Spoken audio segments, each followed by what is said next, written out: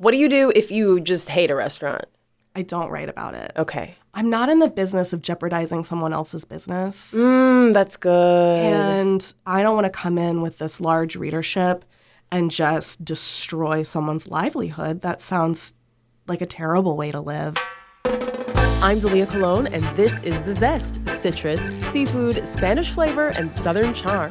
The Zest celebrates cuisine and community in the Sunshine State. This week, learn what a day in the life of a food writer is really like. Food writer sounds like a dream job. And for Lauren Jackson, in many ways, it is. As eat and drink editor for Sarasota Magazine, Lauren spends her days marrying her culinary background with her passion for writing. But being a food writer is about more than enjoying free dinners on the company dime. Lauren recently joined me in the Zest studio at WUSF for a conversation about what the job entails. It is fun and easy to go out to dinner for work, but I have to write every day. Every single day, I have to push out content. And it's hard as a creative to make yourself be creative on a schedule. So every morning, I get up at 8 and I write about whatever I'm working on.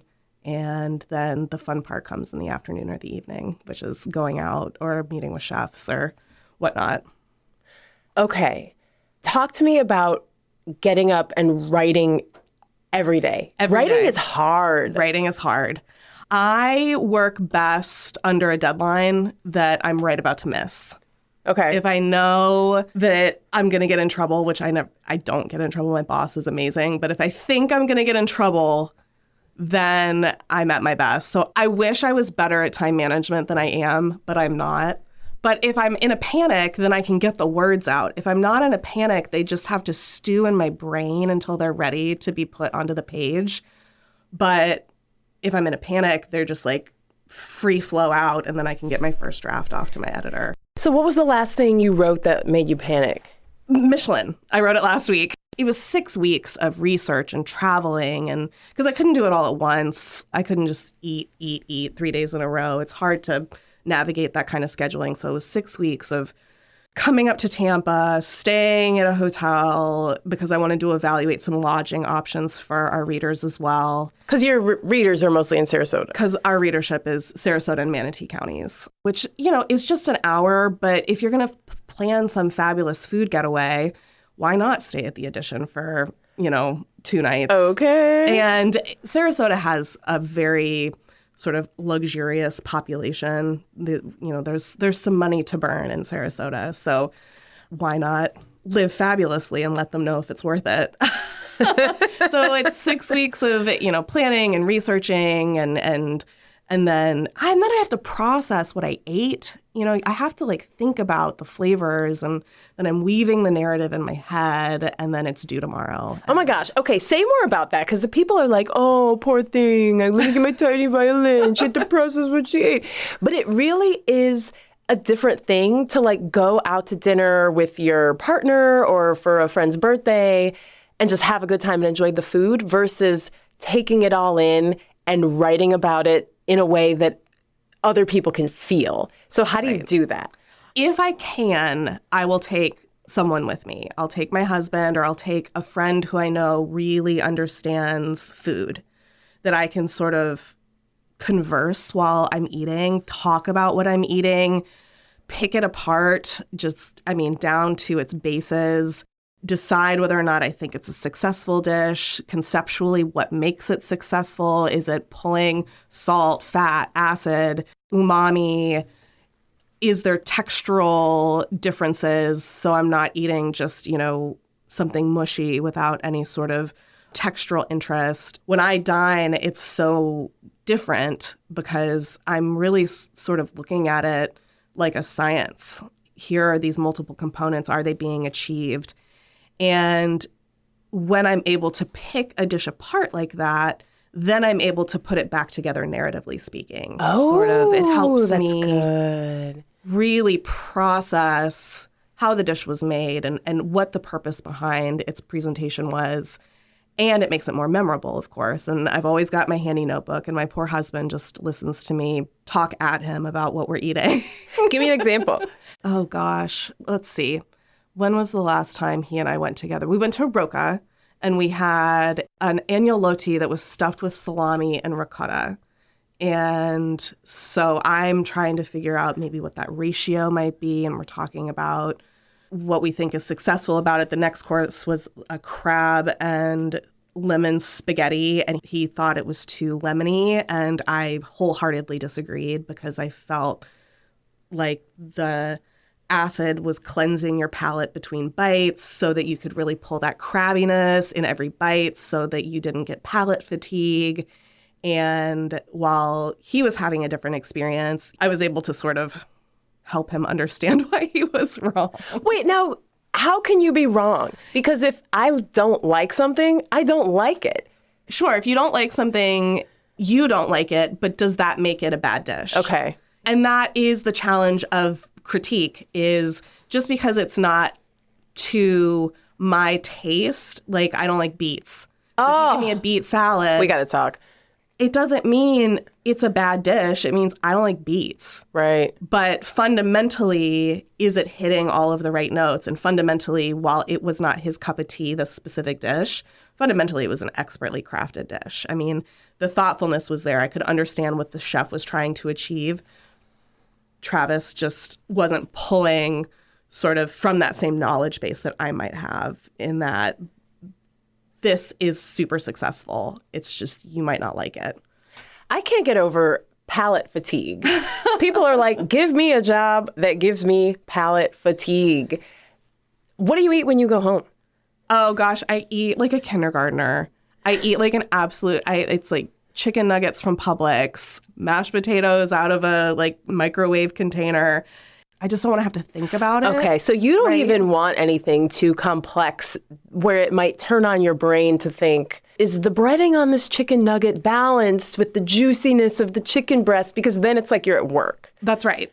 That's right. And I don't want that thoughtfulness behind what I'm eating if I'm not working. And because I can't turn it off. If I'm out to dinner with friends, I'm still like picking my dish apart and then I'm wondering, is this experience that I'm having something that I might like to write about in the future? Would I want to come and revisit this in a professional capacity?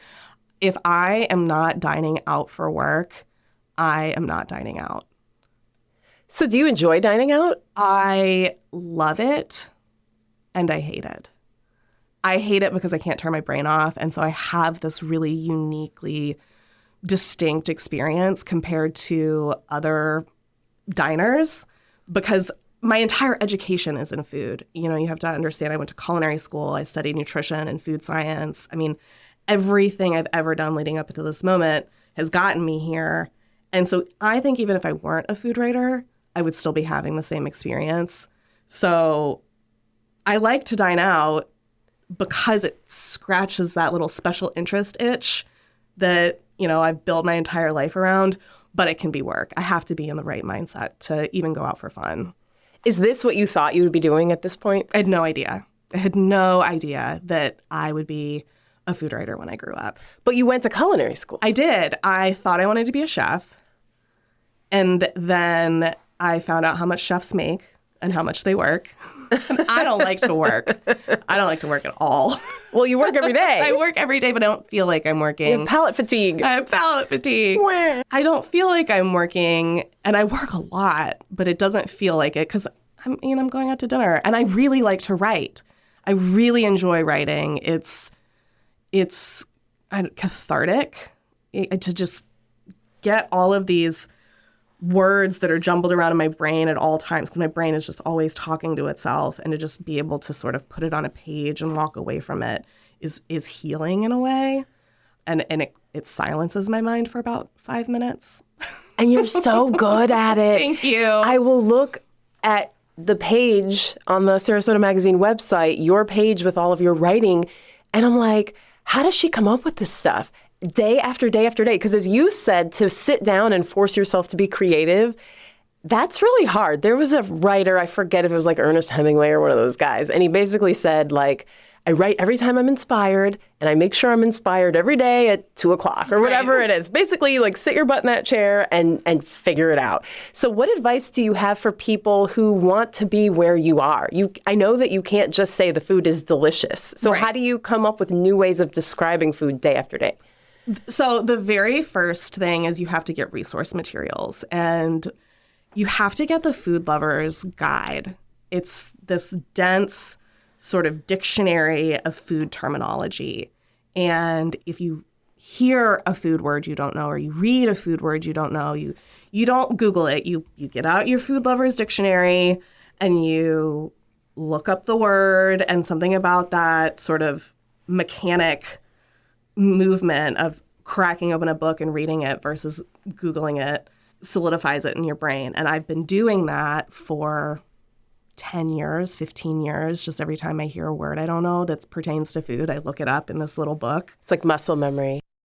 You said that when you went to the Michelin star restaurant in Tampa, what was it called again? Koya, that people asked you, like, what are you doing? And you had to out yourself and say, okay, I'm a food writer. But normally when you go to the restaurants, are you incognito, or do they know that it's you? I'm largely incognito. I usually make the reservation under my husband's name, and we don't have the same last name. And you can't tell by looking at me today, but I have big curly hair, big blonde curly hair, and I'm short. And so I'm easily sussed out when I walk in. It's there she is. There she is. And Sarasota's not a huge community, and Tampa doesn't know who I am because they do now. Tampa aren't necessarily reading Sarasota Magazine, but I do try to be incognito and not let anybody know that I'm coming. But I also out myself because I've got my little notebook and I'm writing so that I can remember, because I'll write a description of a dish while I'm eating it and then revisit it in a week when I'm ready to sit down and write the piece. And I've already written it. I'm like, oh, well, that actually doesn't sound half bad. I'm going to go with my gut instinct, what I wrote initially.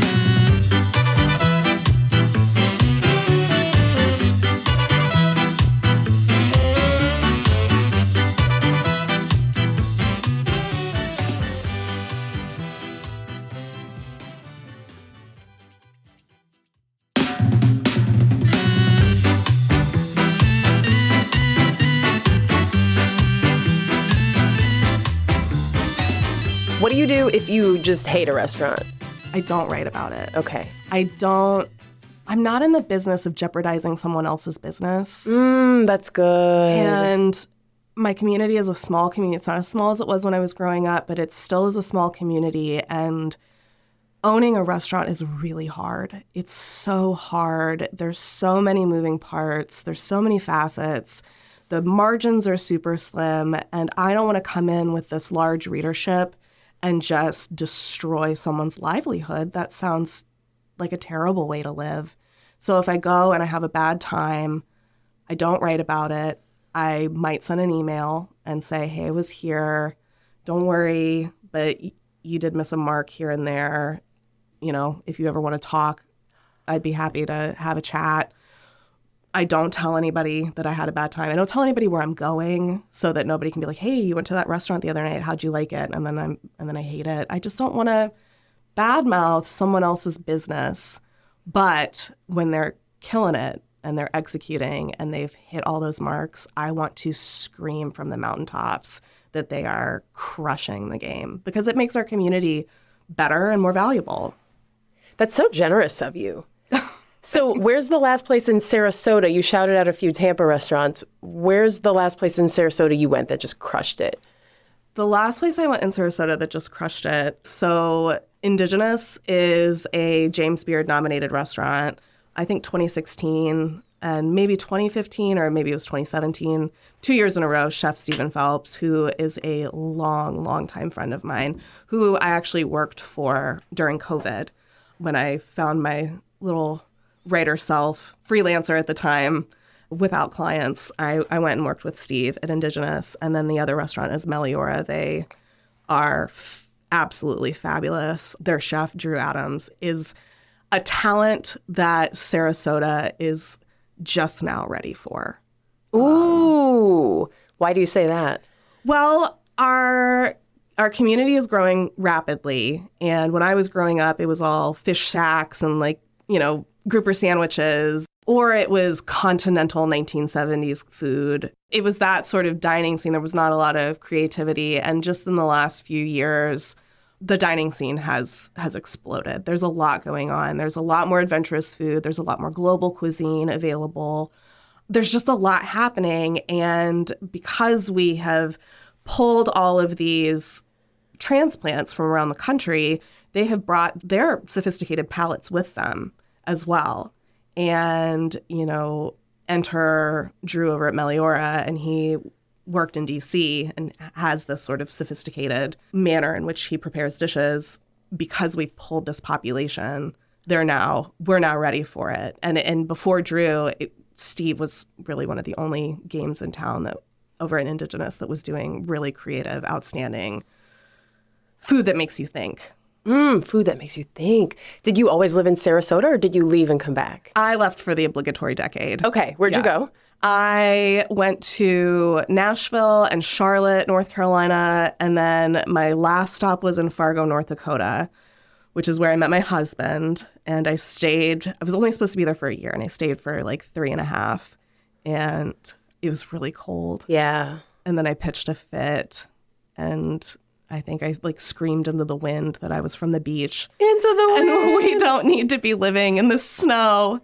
And he had his listening ears on that day. And we moved home about 6 weeks later. Good husband, good husband. Yeah. Oh my gosh. So what's it like being back now? It's really satisfying and joyful. Oh, joyful. I love my community. I love Sarasota. I have been there my entire life. We moved there when I was, I think, 6 months old. And I think it was like 200,000 people in the county when I was living there. And now we're pushing 500,000 in Sarasota County. Manatee, our neighboring county, has, I think, in the 400 arena. So, we're almost 1 million people in those combined counties. And we were a teeny tiny little beach community when I was growing up. So watching it grow and blossom, it just inspires joy every day. Oh, I love that.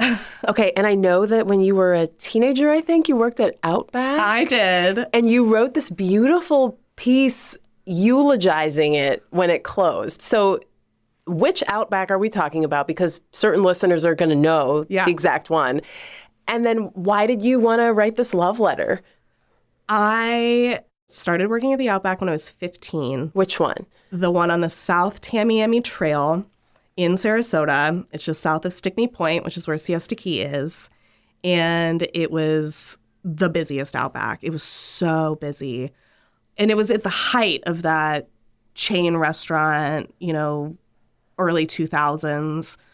We didn't have a lot of options. Outback was consistent. It was approachable. It was affordable. And people were losing their minds over it. And my stepdad said, "Oh, we give you so much, and you don't contribute enough to the house." And I was just like, "Okay, I'm gonna go get a job. I'll pay for my own stuff." I'll pay the mortgage. Yeah. Okay. Right. Exactly. I'll pay the mortgage on the beachfront house.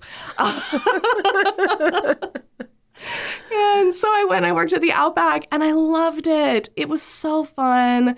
We had this great manager. His name is Tim Wong, and he was young, but he wasn't too young. And he treated us like we were his kids, but not in a patronizing way. He kept us in line.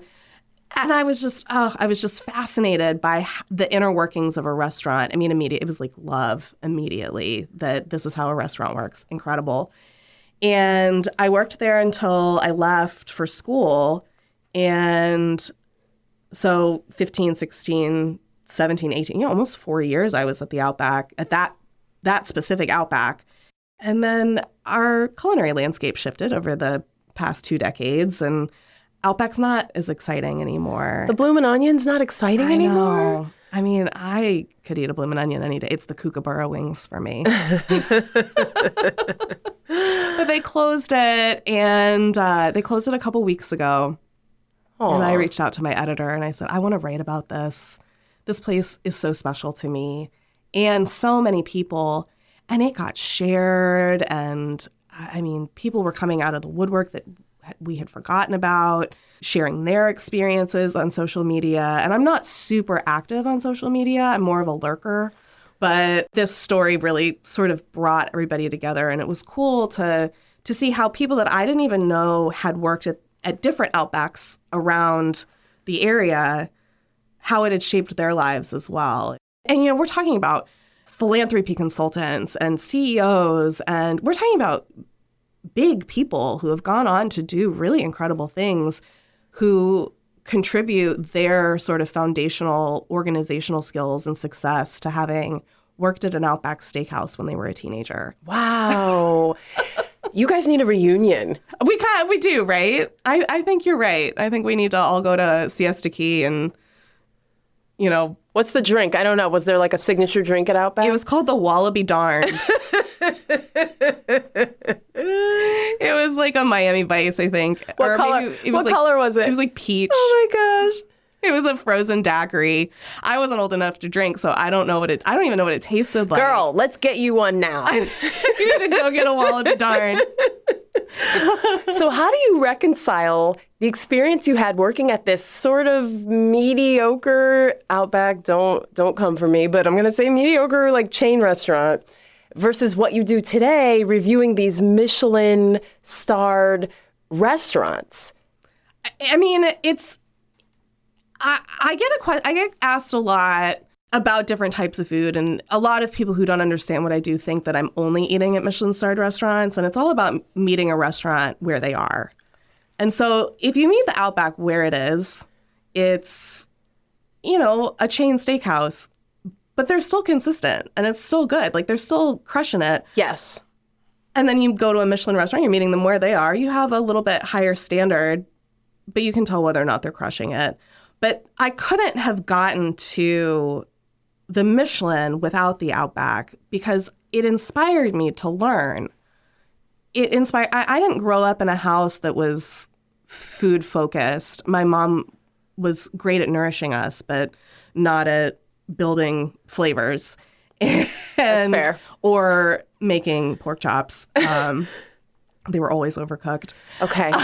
Mom, turn this off. Sorry, Mom. I love you so much. But going to the Outback and working there is how I learned to love the industry that I get to write about now. And I, went on to culinary school, and I worked in fine dining both during and after culinary school. And I wouldn't have even been eligible for a position like that if I hadn't proven that I could work at an Outback for 4 years. Here I am, a very young person, and I've already got a job that I've had for 4 years under my belt. So clearly I'm loyal. Clearly I'm good at my job because they haven't fired me. So are we ready to take her on and train her so that she understands a more elevated approach to service? So really, I guess what I'm saying is I owe all of it to the Outback. Oh my gosh, sponsor this podcast already. Wow. Okay, so you have mentioned a few times that you do have a culinary training. So we had to ask you for a recipe. You gave me a recipe for scallops. Tell me about that. Put on your food writer hat. So how would you describe that dish? And people can make it at home if they want. Oh, yeah. And that dish is super easy and was inspired by a trip that I took to Crystal River where I got the scallops myself, and that was really fun. That's the great thing about Florida. It was so cool. Florida is such a cool state, and I am such a fish. You put me in the water, and I'm so happy. So I harvest these scallops for a story, and then I get to go home and make this dish. It's kind of like that spaghetti we talked about at Roca, that it's got that lemoniness. It pulls that acid from white wine and lemon so that it keeps you from getting that palate fatigue. Acid is a palate cleanser. So, because there's butter in it, there's a lot of butter in it. But it's very simple. You can put it together in about 15, 20 minutes. And that's how I like to cook. I like to cook food that tastes like it took all day and took maybe 30 minutes or less. And I wasn't even tasked with coming up with that recipe for the story. I was just so inspired by what I had done that I pulled sort of an old culinary school recipe out of my hat and reconfigured it with it was an old like clams recipe and reconfigured it with scallops, which of course are a lot sweeter than clams, but it worked really well. Nice. And it's easy. I love that. Okay, because you got to get back to your fancy dining or your Publix chicken nuggets. Or your Publix chicken nuggets, Yeah. or, you know, just like not having to think too much. And don't get me wrong, I have those days where I get up or I get home from work and I need to create and I need to make something really complicated.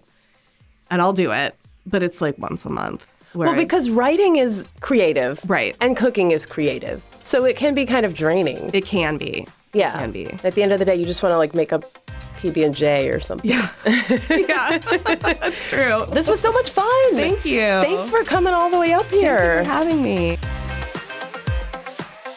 Lauren Jackson is Eat and Drink editor for Sarasota Magazine. And she told me she and her husband are big NPR listeners. Love that. Lauren shared her recipe for Florida scallops with lemon butter spaghetti. Find it on our website, thezestpodcast.com. And now I have to fact check myself. The quote about being a disciplined writer, I looked it up, and it's actually attributed to William Faulkner, not Ernest Hemingway. It goes like this: I only write when I am inspired. Fortunately, I am inspired at 9 o'clock every morning, unquote. I'm Dalia Colon. I do not write at 9 o'clock every morning, but I do produce The Zest with Andrew Lucas and Alexandria Ebron. The Zest is a production of WUSF. Copyright 2024. This is for you, Lauren, part of the NPR network.